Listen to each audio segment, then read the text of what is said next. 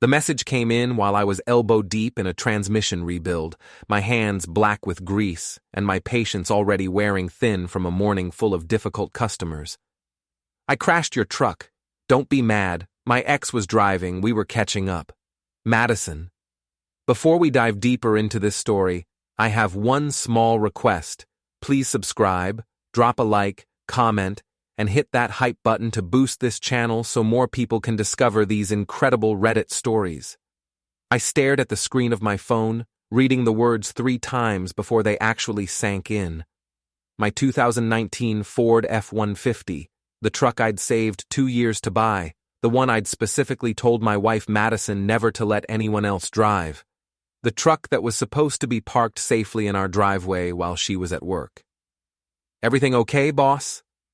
Danny Kowalski, my best mechanic and closest friend, peered over my shoulder at the phone.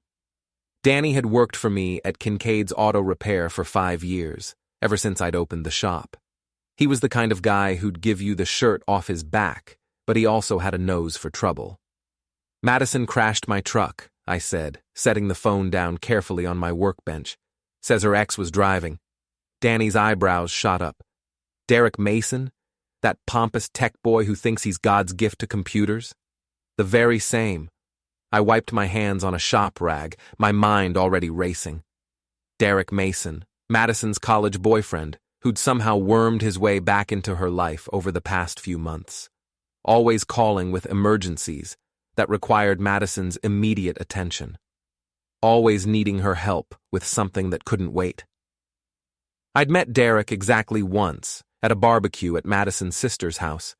He'd spent the entire evening talking about his consulting business, his expensive car, and how he was disrupting the local tech scene. He'd also spent a suspicious amount of time reminiscing with Madison about their college days, while I stood there like a piece of furniture. "What are you going to do?" Danny asked. I picked up my phone and typed back, "Is everyone safe?" The response came immediately. "Yes, just a little fender bender.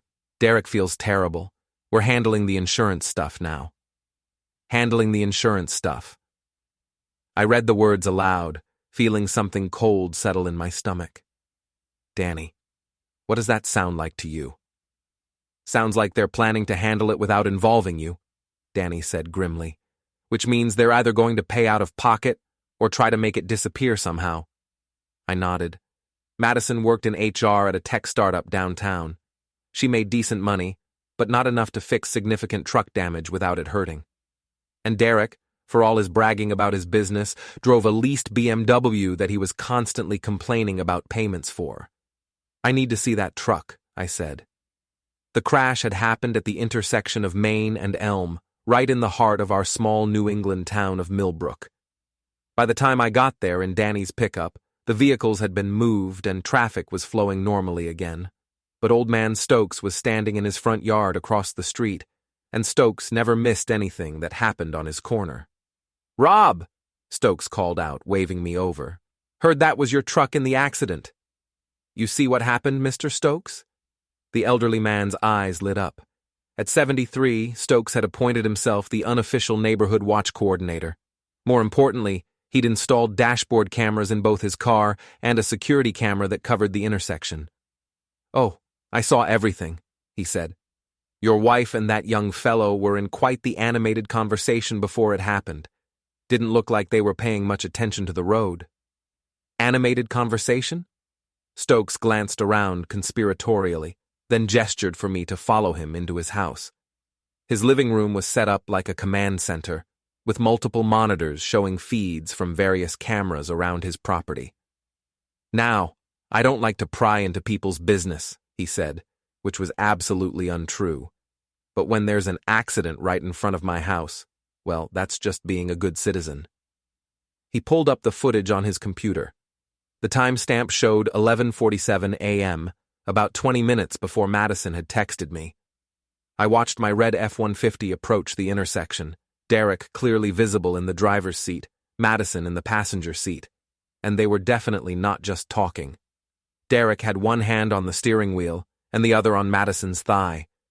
Madison was leaning toward him, her hand on his chest. As they approached the intersection, Derek turned to look at her instead of watching the road.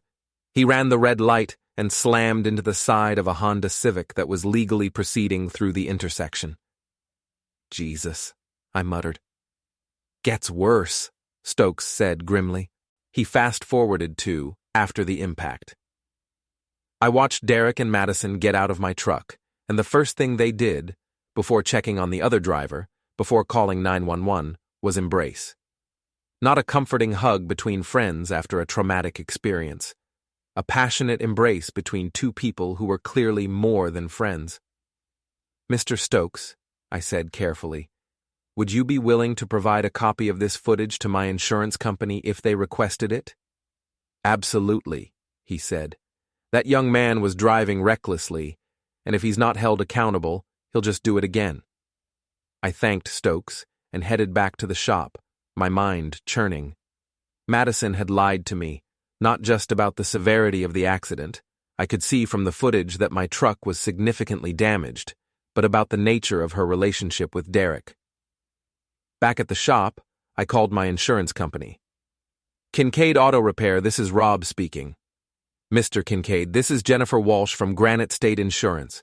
We received a claim about your 2019 Ford F-150 being involved in an accident today. We're calling to verify some details. What kind of details? Well, the claim was filed by a Derek Mason, who listed himself as an authorized driver of your vehicle. We just need to confirm that Mr. Mason had your permission to operate your truck. I felt a cold smile spread across my face. Ms. Walsh, Derek Mason absolutely did not have my permission to drive my truck.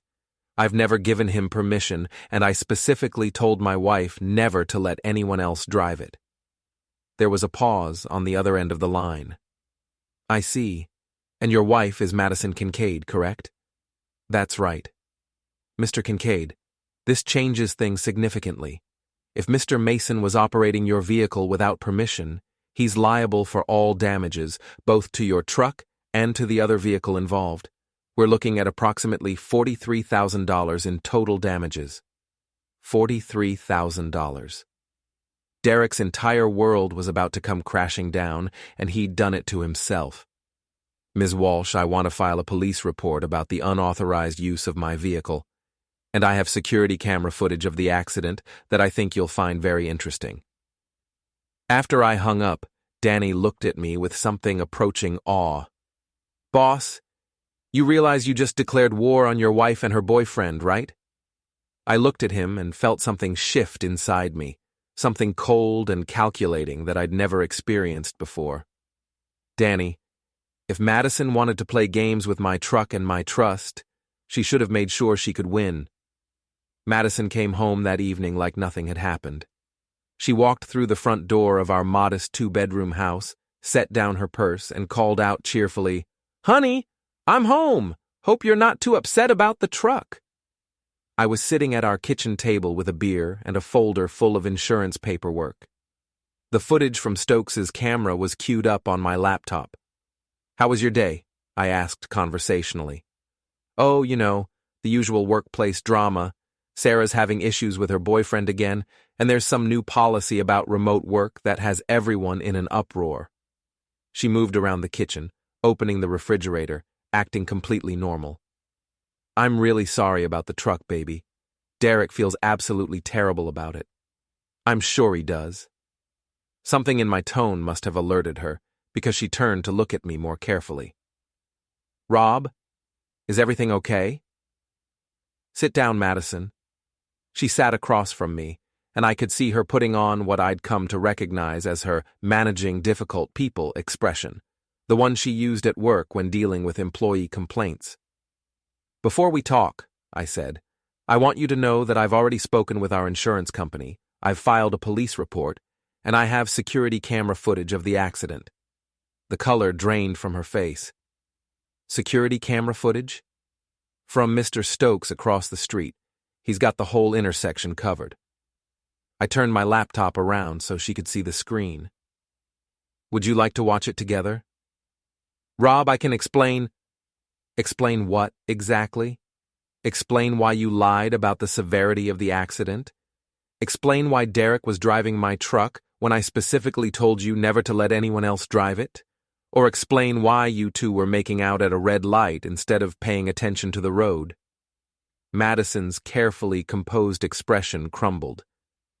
It's not what it looks like. It looks like my wife is having an affair with her ex-boyfriend, and they crashed my truck because they were too busy groping each other to drive safely. We're not having an affair. The words came out too quickly, too defensively.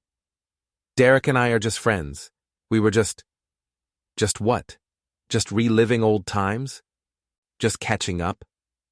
I leaned forward. Madison, I watched the footage. I saw how you two embraced after the accident. That wasn't a friendly hug. She was quiet for a long moment, staring at her hands. When she looked up, her expression had shifted to something I'd never seen before. Cold and calculating. Fine, she said. Maybe Derek and I have been spending time together. Maybe we've been remembering what we used to have. But can you blame me, Rob? When was the last time you took me anywhere nice? When was the last time you bought me flowers or planned a romantic evening? So this is my fault? I'm not saying it's your fault. I'm saying that Derek makes me feel special. He appreciates me. I felt something snap inside me. Derek appreciates you so much that he filed a fraudulent insurance claim, listing himself as an authorized driver of my truck. Did you know about that, Madison? Her eyes widened. What do you mean? I mean, Derek tried to commit insurance fraud. He told Granite State Insurance that he had my permission to drive the truck. That's a felony, Madison. And since you were in the truck with him, you're an accessory. But I didn't know he was going to... Didn't know what? That he was going to try to cover up his unauthorized use of my vehicle? Or didn't know that lying to insurance companies is a crime? Madison stood up abruptly, her chair scraping against the floor. You're being ridiculous. It was just an accident. These things happen. These things happen when people make bad choices, I said calmly. And now Derek is facing a $43,000 lawsuit from our insurance company. They're going after him for the damage to my truck, the damage to the other car, and medical expenses for the other driver. $43,000? Madison's voice was barely a whisper. That's what happens when you run a red light and cause an accident while driving someone else's vehicle without permission. She sank back into her chair. Rob, you have to help him. You have to tell the insurance company that he had your permission. I stared at her in disbelief. You want me to commit insurance fraud to protect your boyfriend? He's not my boyfriend. Then why do you care if he gets sued? Madison was quiet for a long moment. When she spoke again, her voice was small and defeated. Because I care about him. I know that's not what you want to hear, but it's true. Derek and I have history, and these past few months spending time with him again, it's reminded me of who I used to be. Who you used to be. Someone exciting, someone spontaneous, someone who didn't spend every evening sitting at home watching Netflix and going to bed at 10 o'clock. I felt a cold fury building in my chest. So you decided to have an affair. I decided to feel alive again. Madison's voice rose. Do you know what it's like being married to someone who never surprises you? Someone whose idea of a wild Friday night is ordering pizza instead of cooking. I work 60 hours a week to keep our business running and our bills paid, I said quietly. I'm sorry if that doesn't leave me enough energy to be spontaneous enough for you. That's not what I meant. That's exactly what you meant. I closed my laptop and stood up. Madison, Derek is going to be sued for $43,000. If he can't pay, they'll garnish his wages and put liens on his property. That's not something I can fix, even if I wanted to. But you could tell them he had permission. No, I said firmly. I won't commit fraud for you or for him. Derek made his choice when he got behind the wheel of my truck. Now he gets to live with the consequences. Madison stared at me for a long moment, and I could see her calculating, trying to figure out another angle. What about us? She asked finally. What about our marriage? What about it? Are you going to forgive me? I looked at my wife, really looked at her, and realized that I felt nothing. No anger, no hurt, no love, just a cold, empty space where my feelings for her used to be. Madison, you lied to me, betrayed me, and then asked me to commit a crime to protect the man you betrayed me with. What exactly do you think there is to forgive?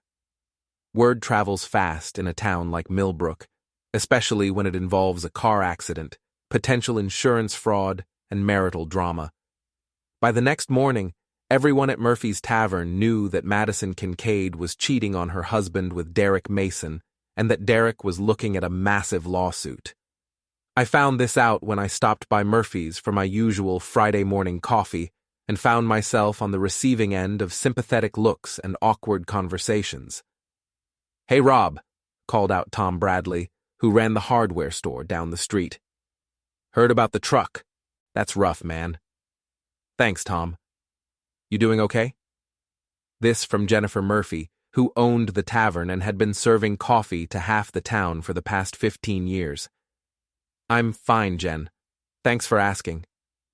But I could tell from the way people were looking at me that the story had grown in the telling. Small towns are like that. A simple case of adultery and insurance fraud becomes an epic tale of betrayal and revenge by the time it makes the rounds. What I didn't expect was the phone call I received that afternoon from Mike Patterson. Mike had been my best friend since high school. We'd been each other's best men, spent countless weekends fishing together, and had stood by each other through divorces, job losses, and family deaths. If there was anyone I thought I could count on, it was Mike. "Rob, we need to talk," Mike said without preamble when I answered the phone. "Sure, what's up?" "Not over the phone. Meet me at Murphy's at 6. Something in his tone set off alarm bells, but I agreed. When I got to Murphy's that evening, Mike was already there, sitting in a corner booth with two other guys I knew well, Steve Chen, who worked at the bank, and Paul Rodriguez, who owned the local insurance agency. My insurance agency. "Sit down, Rob," Mike said as I approached the table. I slid into the booth, immediately sensing tension. "What's this about, guys?" Paul cleared his throat. "Rob, we've been friends for a long time, so I'm going to be straight with you. You need to back off this thing with Derek Mason." I felt my eyebrows rise. "Excuse me?" "The lawsuit," Steve said. "You're going to destroy the guy over what was basically a fender bender." "A fender bender?" I looked around the table at these three men I'd considered friends. "Did you guys see the footage? Derek ran a red light while he was making out with my wife, in my truck, without my permission." "Look, we get that you're upset about Madison," Mike said, "but taking it out on Derek isn't going to solve anything." "Taking it out on Derek?" I could feel my voice rising. "Derek committed insurance fraud. He lied to the insurance company about having permission to drive my truck." Paul shifted uncomfortably.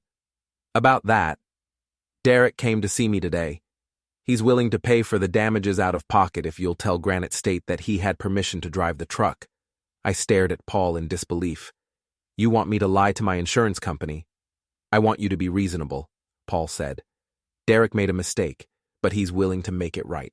$43,000 will ruin him." "And that's my problem how?" "Because you're being vindictive," Steve said bluntly.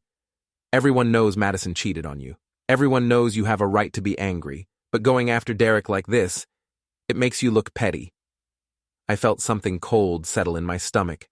Petty. "Come on, Rob," Mike said, leaning forward. "Derek's a good guy who made a bad choice. He's part of our community. He volunteers at the youth center. He's helped a bunch of local businesses with their computer systems. You're going to destroy all that over a truck?" "Over a truck," I repeated slowly. "Mike, Derek was driving my truck without permission while having an affair with my wife. The truck is the least of it." "But it's the only part you can do anything about legally," Paul pointed out, "and using the legal system to get revenge on a guy for sleeping with your wife. That's not the Rob Kincaid I know." I looked around the table at these three men, and suddenly I understood what was happening. Derek hadn't just come to Paul about the insurance. He'd been making the rounds, telling his side of the story, positioning himself as the victim of a vindictive husband. "What did Derek tell you guys?" I asked quietly. The three men exchanged glances. Mike spoke first. "He told us that he and Madison have been friends for years, that they ran into each other a few months ago and started hanging out. He said Madison was unhappy in her marriage and was thinking about leaving you anyway. He said the truck thing was Madison's idea," Steve added, "that she asked him to drive because she was upset about something and didn't trust herself behind the wheel. And he said you've been looking for an excuse to go after him because you're jealous," Paul finished. I sat back in the booth, processing this. Derek had gotten to my friends first, and he'd told them a story that painted him as the innocent victim, and me as the jealous, vindictive husband. "So you believe him," I said. "We believe that everyone makes mistakes," Mike said, "and we believe that friends should help each other instead of trying to destroy each other." "Derek's not my friend." "But we are," Paul said, "and we're telling you that this lawsuit makes you look bad, Rob. People are starting to talk about how you're using your business connections to go after a guy who can't fight back." "Can't fight back?" I laughed, but there was no humor in it. "Derek's been sleeping with my wife for months. He drove my truck without permission and caused an accident because he was more interested in groping Madison than watching the road. Then he lied to my insurance company about having permission to drive the truck, but somehow I'm the bad guy?" "You're not the bad guy," Mike said, "but you're not handling this the right way." I stood up from the booth. "What would be the right way, Mike?" "Be the bigger man. Let it go. Focus on fixing your marriage instead of destroying Derek's life." "Fix my marriage." I looked at each of them in turn. "My wife is having an affair, and you want me to fix my marriage." "Madison made a mistake," Steve said, "but she's your wife. Doesn't that count for something?" I realized in that moment that I was looking at three men who had already chosen sides, and they hadn't chosen mine. Derek had been smart. He'd gotten to them first, told them his version of events, and positioned himself as the victim. Now, they saw me as the aggressor. "Let me ask you something," I said. "If this had happened to any of you, if your wives had been cheating and the guy had crashed your truck and then lied to your insurance company, what would you do?" "I'd handle it privately," Mike said, "man to man." "I'd try to work things out with my wife," Steve added. "I'd find a way to resolve it that didn't involve lawyers and lawsuits," Paul said. I nodded slowly. "I see. So when Derek was making out with my wife in my truck, that was a private matter.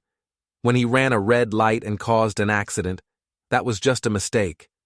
When he lied to my insurance company, that was just panic.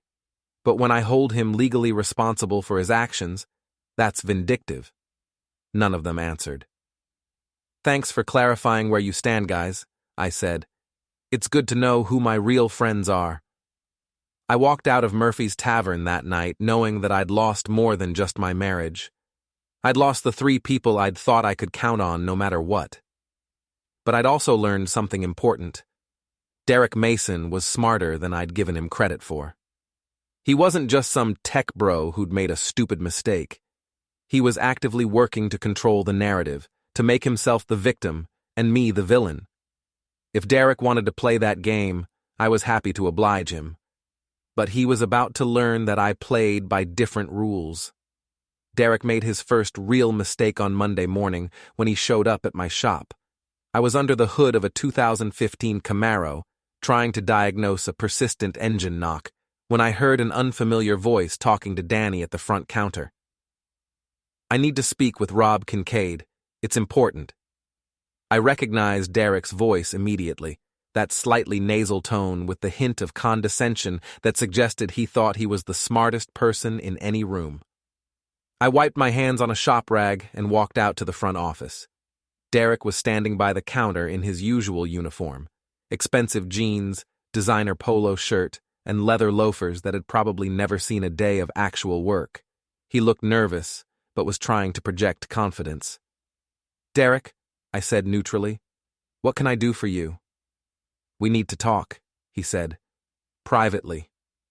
I glanced at Danny, who was pretending to work on paperwork, but was obviously listening to every word. Danny, take 15. After Danny left, I crossed my arms and waited.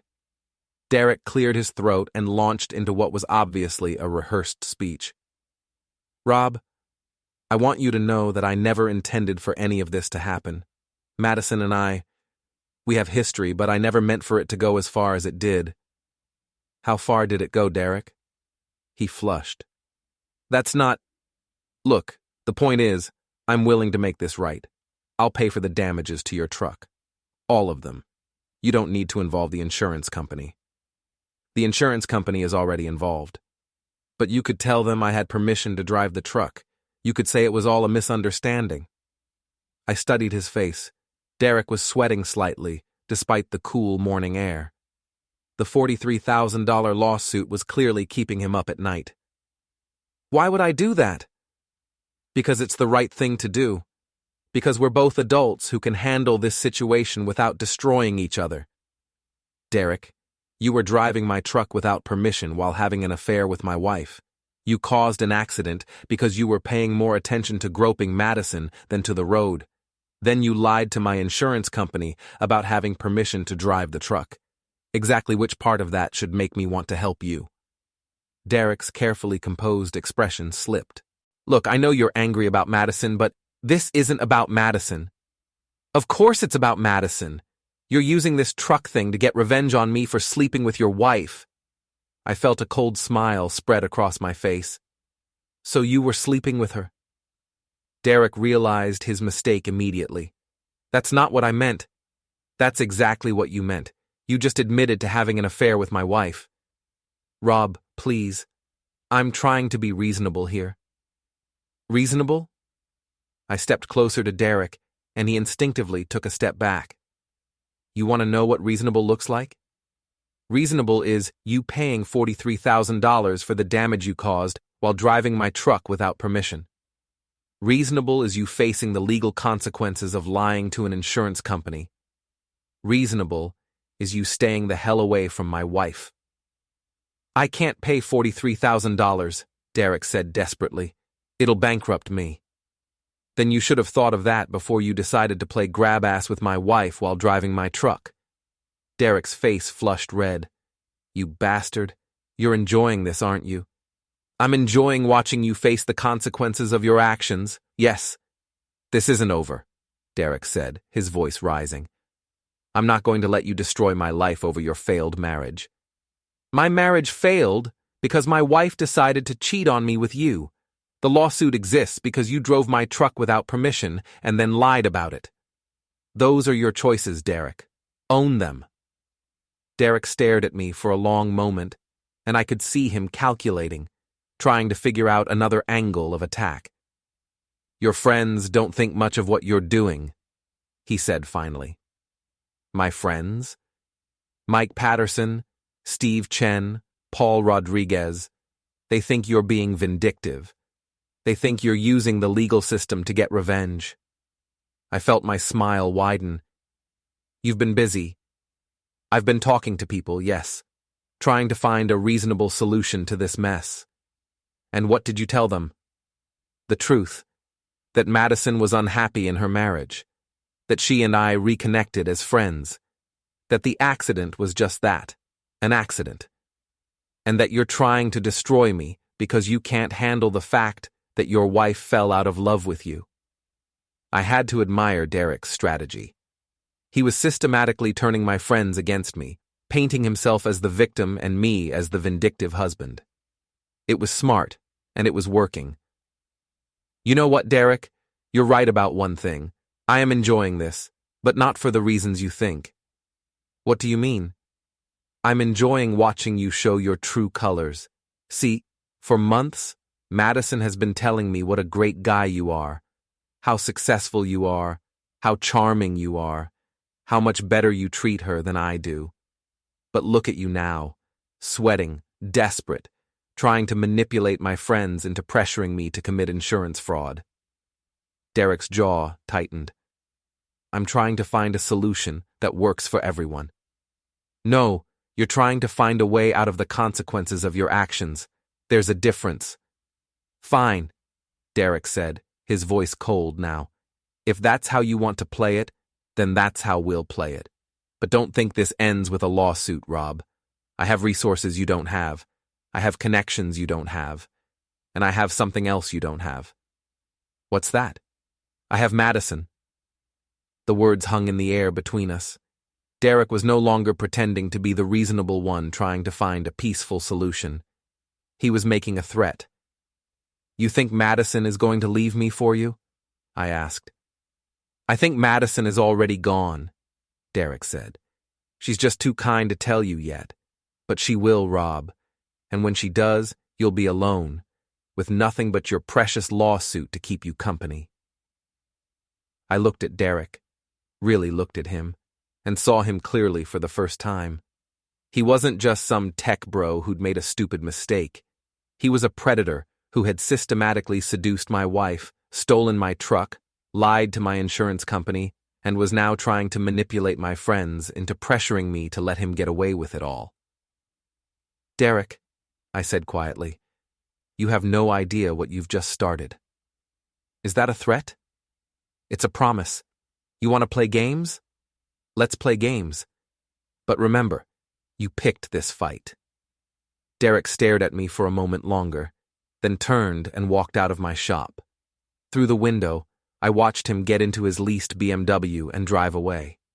Danny came back in a few minutes later. How'd that go, boss?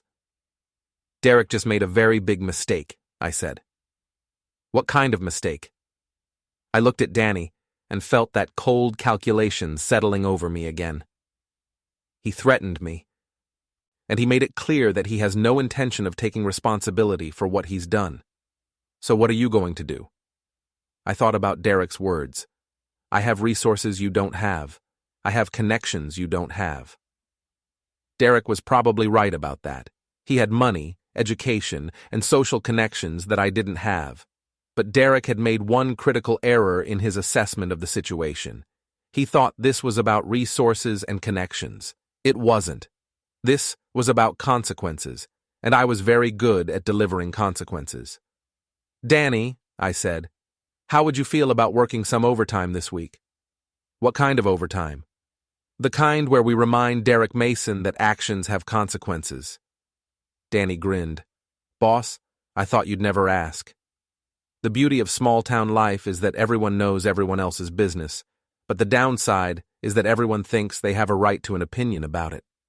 Over the next week, I discovered just how thoroughly Derek had worked to turn public opinion against me. It started with casual comments from customers at the shop. Heard you're going after Derek Mason pretty hard over that accident. Seems like maybe you're taking this truck thing a bit too seriously. Divorce is expensive enough without adding lawsuits to the mix. Then Madison's friends started getting involved. Marilyn Walsh, Madison's closest friend and the town's unofficial gossip coordinator, made a point of cornering me at the grocery store on Wednesday evening. Rob, honey, I think you need to know what people are saying, she said, blocking my path in the cereal aisle with her shopping cart. What are people saying, Marilyn? They're saying you're being vindictive, that you're trying to destroy Derek because you can't handle Madison finding happiness with someone else. I set down the box of cornflakes I'd been holding. Madison found happiness by having an affair? Madison found happiness by reconnecting with someone who appreciates her, Marilyn said primly. And instead of fighting for your marriage, you're fighting Derek in court. Marilyn, Derek drove my truck without permission and caused a $43,000 accident. That's not about my marriage. That's about the law. Oh, please. Everyone knows you're just using the law to get revenge. I looked at Marilyn, really looked at her, and realized something important. She wasn't just defending Madison out of friendship. She was enjoying this drama, the scandal of Madison's affair, the lawsuit, the public confrontation. It was the most exciting thing to happen in Millbrook in years, and Marilyn was right at the center of it. Marilyn, did Derek ask you to talk to me? She flushed slightly. Derek is concerned about the situation. He's trying to find a peaceful resolution. By sending my wife's friends to pressure me into dropping the lawsuit? by trying to get reasonable people to help you see that you're making a mistake. I pushed my cart past her. Thanks for the advice, Marilyn. I'll give it all the consideration it deserves. But the pressure campaign was just getting started. On Thursday, I received a call from Pastor Williams at the Methodist Church where Madison and I had been married. Rob, I was hoping we could sit down and talk about the situation with Madison and Derek. What about it, Pastor? Well, I've been counseling Madison, and she's expressed a desire to work things out with you. But she's concerned that your anger toward Derek is preventing any real reconciliation. I felt a bitter laugh escape. Madison wants to work things out? She's made some mistakes, Rob, but she's genuinely remorseful, and she's worried that this lawsuit is consuming you with bitterness. Pastor, did Madison tell you that she's been having an affair with Derek for months? There was a pause. She told me that she and Derek have reconnected as friends and that their friendship may have crossed some boundaries. Crossed some boundaries. I shook my head. Pastor, I have security camera footage of Derek and Madison making out in my truck right before the accident. That's not crossing boundaries, that's adultery. Rob, I understand you're hurt and angry. I'm not angry, Pastor. I'm done. Madison made her choice when she decided to cheat on me. Derek made his choice when he decided to drive my truck without permission. Now they both get to live with the consequences. But forgiveness. Forgiveness doesn't mean pretending that actions don't have consequences. Derek owes $43,000 because he caused an accident while driving my truck without permission. That's not about forgiveness. That's about responsibility. I hung up, feeling more isolated than ever. Derek hadn't just turned my friends against me. He'd enlisted Madison's friends, the church, and probably half the town in his campaign to pressure me into dropping the lawsuit. But Derek had made one critical miscalculation. He thought I cared what people thought about me. Friday morning, I was working on a brake job when Danny came into the shop grinning like he'd won the lottery. Boss, you need to see this. He handed me his phone, which was open to Derek's Facebook page. Derek had posted a long, emotional message about being persecuted by a vindictive husband who was using the legal system to get revenge for a failed marriage. The post had dozens of comments, most of them sympathetic, but a few were different. Wait, didn't you tell me you had permission to drive that truck? This from someone named Jennifer Torres. I thought you said the accident wasn't your fault? This from Mark Stevens. Dude, you literally told me the guy's wife asked you to drive because she was too upset to drive herself. This from someone called Tech Bro Mike. Danny was still grinning. Looks like Derek's been telling different stories to different people. I scrolled through the comments, watching Derek try to manage the contradictions in real time. He was deleting some comments and responding to others, but the damage was done. His own social media post had exposed the fact that he'd been lying to people about the circumstances of the accident. Danny, screenshot all of this before he deletes the post. Already did, boss. Sent copies to my email and yours. I looked at the screenshots of Derek's post and the contradictory comments from his friends. Derek had been so focused on controlling the narrative that he'd forgotten to keep his story straight. You know what this means? I asked Danny. It means Derek's been lying to people about what happened. It means Derek's been lying to a lot of people about what happened, and some of those people are starting to figure it out. I was right. By Friday afternoon, the tide of public opinion was starting to shift. People began asking questions about Derek's version of events. Why had he told some people he had permission to drive the truck, and others that Madison had asked him to drive? Why had he told some people the accident wasn't his fault when the police report clearly stated that he'd run a red light? The turning point came Friday evening at Murphy's Tavern. I'd stopped in for a beer and found Derek holding court at a table full of his supporters, still trying to manage the fallout from his Facebook post. The whole thing is just a misunderstanding, Derek was saying. Rob's taking everything out of context because he's angry about Madison. But you did drive his truck without permission, right? This from Tom Bradley, the hardware store owner. Well, technically, yes, but Madison said it would be okay. Did Rob say it would be okay? Tom pressed. Derek hesitated. Rob wasn't there, but Madison said, so you didn't have Rob's permission? Not directly, but, and you did run the red light? I was distracted. By making out with his wife? The table went quiet. Derek looked around at the faces staring at him and realized that his carefully constructed narrative was falling apart. Look, everyone makes mistakes. Some mistakes cost $43,000, Tom said bluntly. And some mistakes involve lying to insurance companies. Derek's face flushed red. He looked around the table, then his eyes found me at the bar. This is all his fault, Derek said, pointing at me. He's the one who's been spreading lies about me. I set down my beer and walked over to Derek's table. The entire bar went quiet. What lies have I been spreading, Derek? You've been telling people that Madison and I were having an affair. Were you having an affair with Madison? Derek's mouth opened and closed like a fish. That's not... It's complicated. It's not complicated. Were you sleeping with my wife or not? Madison and I have feelings for each other. So yes, you were having an affair. Derek looked around the table desperately. But that doesn't give him the right to destroy my life. Derek, I said quietly, I didn't destroy your life. You destroyed your life when you decided to drive my truck without permission while having an affair with my wife. You destroyed your life when you ran a red light and caused an accident. You destroyed your life when you lied to my insurance company. And you're destroying what's left of your reputation right now by lying to these people about what happened. I'm not lying. I pulled out my phone and showed him the screenshots of his Facebook post. You told Jennifer Torres that you had my permission to drive the truck. You told Mark Stevens that the accident wasn't your fault. You told Tech Bro Mike that Madison asked you to drive because she was too upset to drive herself. Which story is true, Derek? Derek stared at the phone, his face going pale. All of them, he said weakly. All of them can't be true, Derek. Either you had my permission or you didn't. Either the accident was your fault or it wasn't. Either Madison asked you to drive or you just took the keys. The people at the table were staring at Derek now, and I could see the realization dawning on their faces. Derek hadn't just made a mistake, he'd been systematically lying to everyone about what had happened.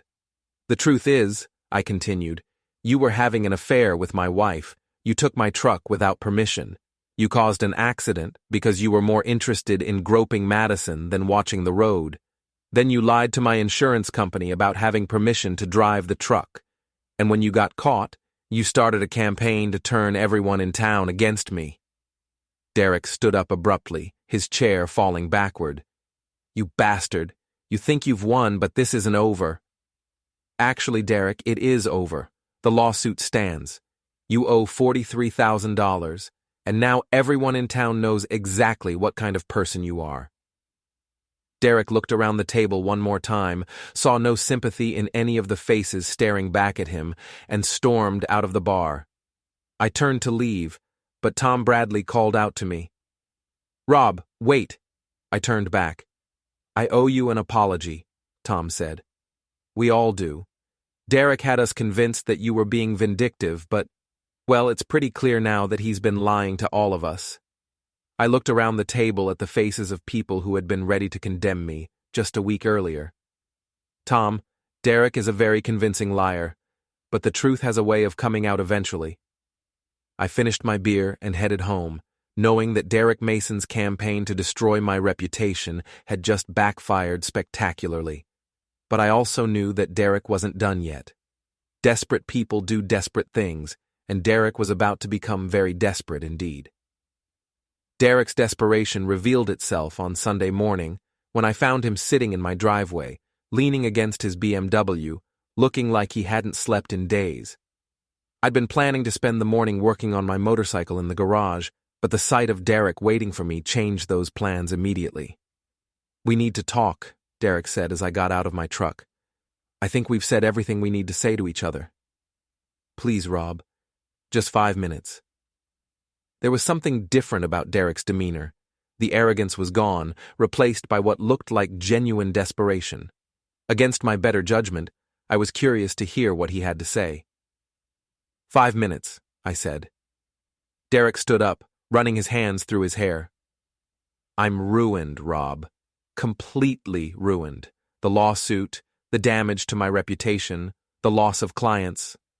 I've lost everything. That's what happens when you make bad choices. I know that. Derek's voice cracked. I know I screwed up. I know I made terrible decisions. But $43,000, that's more than I make in a year. It'll bankrupt me. I crossed my arms and waited. I'm begging you, Derek continued. Please, tell the insurance company that I had permission to drive the truck. I'll pay you whatever you want. I'll stay away from Madison forever. I'll leave town if that's what it takes. Derek, you lied to my insurance company. That's fraud. You want me to become part of that fraud? It's just paperwork. Nobody gets hurt. Except for the insurance company that gets stuck paying $43,000 for an accident caused by an unauthorized driver. Derek was quiet for a moment, staring at the ground. When he looked up, his eyes were red-rimmed and desperate. What do you want from me, Rob? What will it take to make this go away? I want you to face the consequences of your actions. But why? What does destroying me accomplish? It won't save your marriage. It won't undo what happened. It just ruins my life for no reason. I looked at Derek and realized that he genuinely didn't understand. In his mind, the affair with Madison was separate from the truck accident, which was separate from the insurance fraud, which was separate from the campaign to turn my friends against me. He saw each incident as isolated, as mistakes that shouldn't have lasting consequences. Derek, do you remember what you said to me in my shop last week? What? You said you had resources I didn't have, connections I didn't have. And you said you had something else I didn't have. Derek looked confused. I don't remember. You said you had Madison. You said she was already gone, that she was just too kind to tell me yet. Recognition dawned in Derek's eyes. You weren't trying to find a reasonable solution, I continued. You were gloating. You were rubbing my face in the fact that you'd stolen my wife and thought you were going to get away with stealing my truck too. I didn't mean, you meant every word. And you know what the funny thing is? You were right about Madison. She is gone. Our marriage is over, and it was over the moment she decided to cheat on me with you. Derek looked hopeful for a moment. But you were wrong about everything else, I continued. You thought you could seduce my wife, steal my truck, lie to my insurance company, and turn my friends against me, and there wouldn't be any real consequences. You thought you were smarter than me, richer than me, more connected than me, and that would be enough. Rob, please. You forgot one thing, Derek. I might not have your resources or your connections, but I have something you don't have. What? Patience. See, you wanted everything right now. You wanted my wife, you wanted to use my truck, you wanted to avoid responsibility for the accident, you wanted to control the narrative, and you wanted to make me the villain. You were in such a hurry to get everything you wanted that you got sloppy. Derek was staring at me now, and I could see him beginning to understand. I didn't have to destroy you, Derek. I just had to be patient and let you destroy yourself, and that's exactly what you did. But the lawsuit exists because you drove my truck without permission and then lied about it. I didn't create that situation. You did. Derek was quiet for a long moment. When he spoke again, his voice was barely a whisper. So that's it? You're just going to let me be destroyed? Derek, you destroyed yourself. I'm just not going to save you from the consequences. Derek stared at me for another moment, then got into his BMW and drove away. I watched him go, knowing that I would probably never see him again. That afternoon, Madison came to collect the rest of her belongings. We didn't speak much, just the practical details of dividing up a life we'd built together. She took her clothes, her books, her grandmother's china, and the framed photos from our wedding. As she was loading the last box into her car, she turned to me. Rob, I want you to know that I never meant for any of this to happen. I know. And I want you to know that Derek's a good person who made bad choices. I looked at my wife, my ex-wife, really, though the papers weren't final yet, and realized that she still didn't understand what Derek had done. She saw the affair as a mistake, the truck accident as bad luck, and the insurance fraud as a panicked response to an impossible situation. Madison, Derek spent the last month systematically lying to everyone in town about what happened. He turned my friends against me, enlisted your friends to pressure me, and even got Pastor Williams involved. That's not panic. That's calculation. He was just trying to find a solution. He was trying to avoid responsibility. There's a difference. Madison was quiet for a moment. What happens now? Now you and Derek figure out how to build a life together while he deals with a $43,000 lawsuit. And us? There is no us anymore, Madison. You made that choice when you decided to have an affair. She nodded, tears in her eyes. I'm sorry, Rob, for all of it. I know you are. She got in her car and drove away, and I stood in my driveway watching the taillights disappear around the corner. 3 weeks later, I heard through the town grapevine that Derek had declared bankruptcy and moved back in with his parents in another state. The insurance company had garnished his wages and put liens on his property, but there wasn't much to collect. Madison had moved into a small apartment across town. According to Marilyn Walsh, who had become much more circumspect in her gossip since Derek's lies had been exposed, Madison was working extra hours to help pay Derek's legal bills. As for me, I was doing fine. Better than fine, actually. The shop was busier than ever. Apparently, standing up to Derek Mason had earned me a reputation as someone who didn't back down from bullies. Danny had started calling me the guy who destroyed Derek Mason with paperwork, which wasn't entirely accurate, but made for a good story. Mike Patterson, Steve Chen, and Paul Rodriguez had all apologized for believing Derek's lies and pressuring me to drop the lawsuit. I'd accepted their apologies, but things weren't quite the same between us. Trust, once broken, is hard to rebuild. But I'd learned something important from the whole experience. I didn't need their approval or their friendship to know that I'd done the right thing. Derek Mason had made a series of choices: to have an affair with my wife, to drive my truck without permission, to lie to my insurance company, and to try to manipulate everyone around him to avoid the consequences. Each choice had led inevitably to the next, and each consequence had been the direct result of his actions. I hadn't destroyed Derek Mason. Derek Mason had destroyed himself.